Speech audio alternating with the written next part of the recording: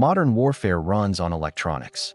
Every missile that fires, every radar that scans, every radio call between commanders, they all move through the electromagnetic spectrum, invisible waves of energy that carry the information armies need to fight.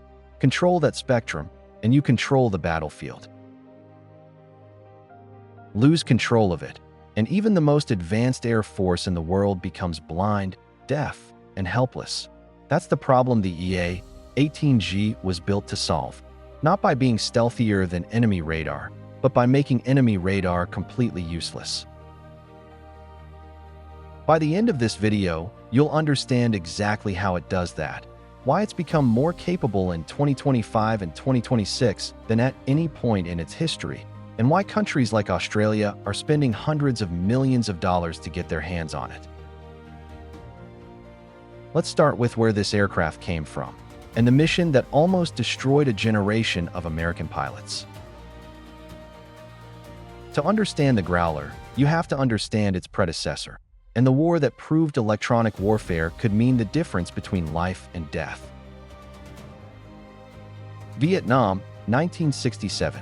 The U.S. Air Force and Navy were losing aircraft at an alarming rate, not to enemy fighters, to surface-to-air missiles guided by radar. The solution was the EA-6B Prowler, a dedicated electronic warfare aircraft that could fly alongside strike packages and jam enemy radar systems. It worked, and for the next 4 decades, the Prowler was the backbone of American electronic warfare. But by the early 2000s, the Prowler was dangerously outdated. It was slow, it was expensive to maintain, and the radar technology it was built to defeat had evolved far beyond its capabilities. The U.S. Navy needed a replacement. Fast. The answer was both elegant and controversial. Take the airframe of the F divided by a -18F Super Hornet, an aircraft the Navy was already operating, strip out the strike systems, and replace them with the most advanced electronic warfare suite ever put on a carrier-based aircraft. The result, first flying operationally in 2009, was the EA-18G Growler. But here's what most people don't understand about it.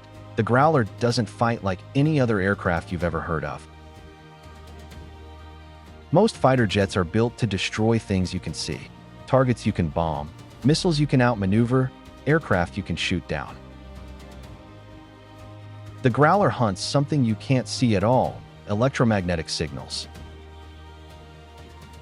At the heart of the aircraft is the EN/ALQ-218, a receiver system so sensitive it can detect radar emissions from hundreds of kilometers away, identify the exact frequency, and within milliseconds, calculate the optimal countersignal to render that radar blind. Then it fires back, not a missile, but a precisely targeted beam of electromagnetic energy, calibrated to the exact frequency of the enemy system, powerful enough to completely overwhelm it. An enemy radar operator suddenly sees nothing but noise. They can't track. They can't guide missiles. They can't warn other units.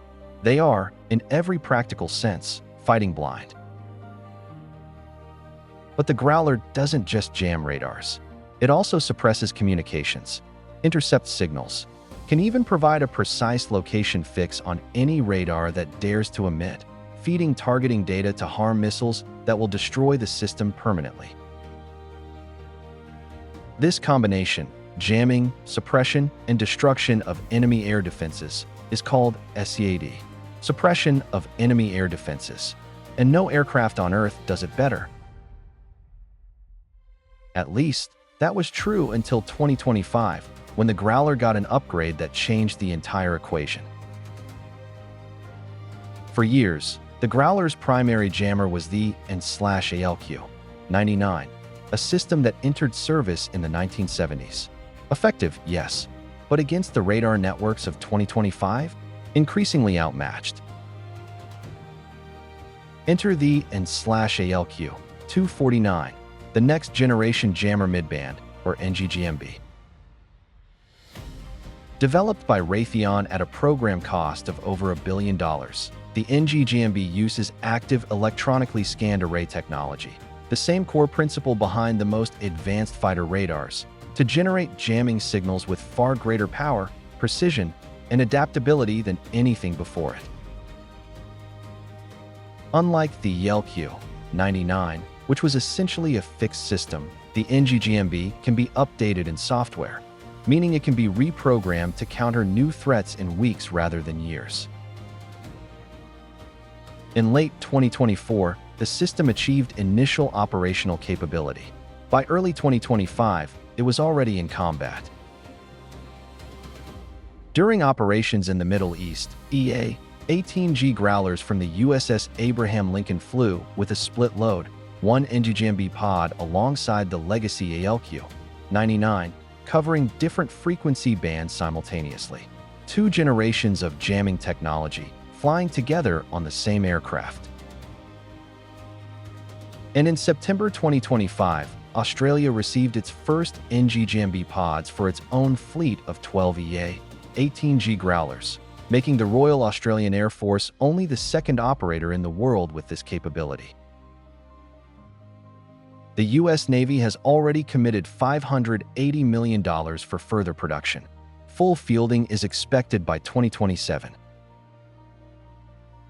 So the question now isn't whether the Growler is still relevant. The question is, who can threaten it?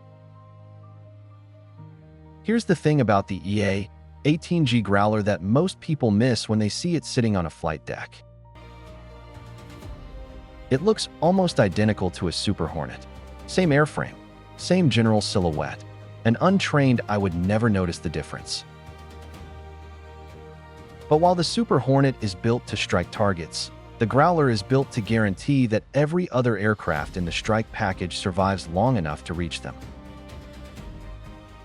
In modern warfare, a single carrier strike group carries 4 to 5 EA-18G Growlers among its 70-plus aircraft. Just 4 or 5 aircraft, responsible for the electromagnetic protection of an entire fleet. That's not a supporting role. That's the mission that makes every other mission possible. The pilots who fly Growlers don't get the attention of F-35 drivers or Super Hornet aces. Their work is invisible by design. But when a strike package crosses into hostile territory and every surface-to-air missile on the ground fails to fire, that silence is the Growler's signature. Electronic warfare has been called the invisible battlefield. The EA-18G Growler is America's invisible weapon, and in 2025 and 2026, it's more capable than it has ever been. Now, the Growler can blind every radar in the region. But what happens when those Growlers clear the path and the strike fighters actually arrive? That's where the aircraft we covered last week, the F/A-18 Super Hornet, takes over. If you haven't seen that video yet, it's right up here. Watch it, and you'll understand exactly how the Growler and the Super Hornet work together as a team. If this breakdown of the EA-18G was useful to you, subscribe to Naval Air Dispatch. Every week we go inside the aircraft, the tactics, and the technology that define modern naval air power. The next video covers something that might surprise you, the one Chinese system that the U.S. Navy considers the Growler's most serious threat. That one drops next Thursday. I'll see you then.